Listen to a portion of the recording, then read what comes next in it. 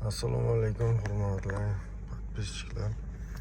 Bugun sizlar bilan Haval M6 avtomobilining farasi qanaqa yoritishini ko'rib chiqamiz. Xo'p, biz mana hozir Haval asfaltda piva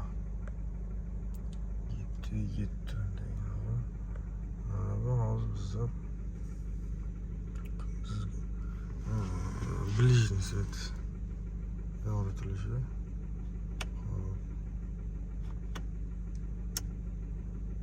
Tumanka işte yondi. Tumanka yana tumanka qo'shdik. Tumankani qo'shib yonayotganda qanaqa yorug' berishini mana bu yerdan ko'rsak bo'ladi. Mana tumanka qo'shimcha yon boshida yoritib beradi. Endi bu ближний свет. Tumankani o'chiramiz. Bu gabarit chiroqlari. Tumankani qo'shdik. Ближний.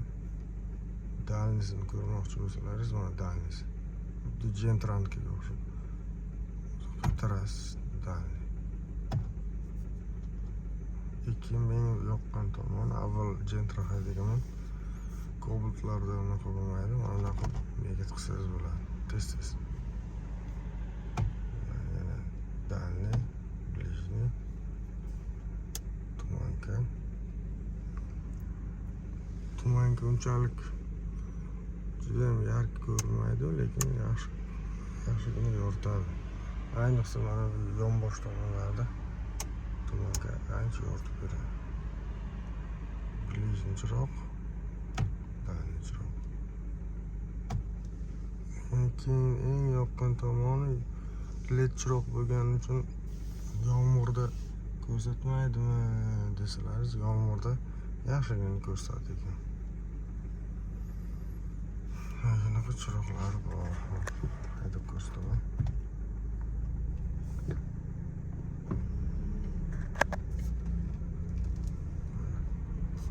Ближний chiroq. Дальний chiroq.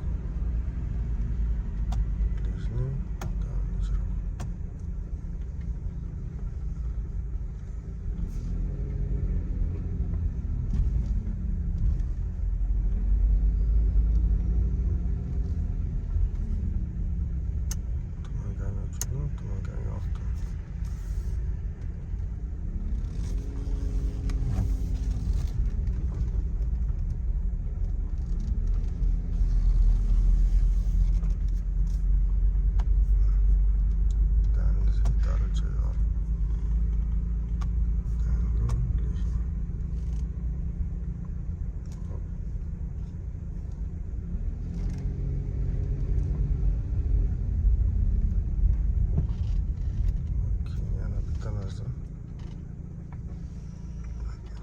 Tepaga pastga regulirovka qilsa bo'ladi degan mana yerda bor.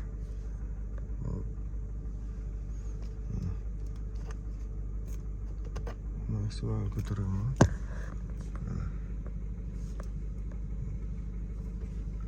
Maksimal tushgani. Maksimal ko'tarilgan. Maksimal tushgani. Maksimal ko'tarilgan.